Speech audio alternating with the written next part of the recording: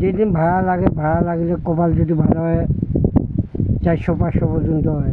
400-500 পর্যন্ত হয় জি। দৈনিক দিন। বিয়ের সাথে হয়েছিল, ওইটা সারাসারি হয়েছে, এখন আবার করব। আবার বিয়ে করার ইচ্ছে আছে? জি, বা সামনের বছরের ভিতরতে বিয়ে শাদী করার চিন্তা ভাবনা আছে? চিন্তা ভাবনা আছে।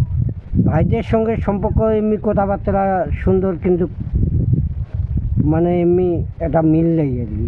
না, আমার ভাইয়েরা ডাকে না, কিন্তু আমি যদি চাই, মানে শাদি যদি চাই, তাহলে কেউ ঘুরে দেয় না।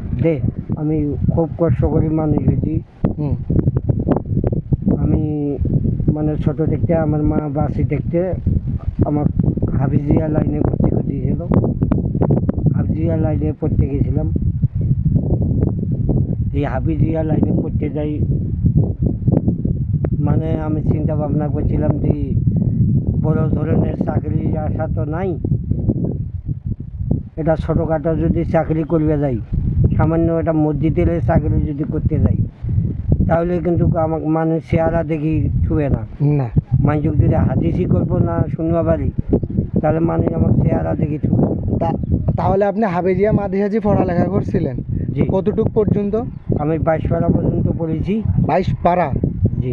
মুখস্থ করছিলেন? জি। হেফজ? জি। তারপর কি হয় আপনার? মানে ওই হেফজ লাইনে পড়ি, চিন্তা ভাবনা করলাম, ওইভাবে চিন্তা ভাবনা করলাম যে সামান্য একটা মসজিদের চাকরি করিয়া গেলে মানুষ যদি হাদিসি গল্প না শুনবা পারি, মানুষ আমাকে চেহারা দেখি ছুঁয়ে না।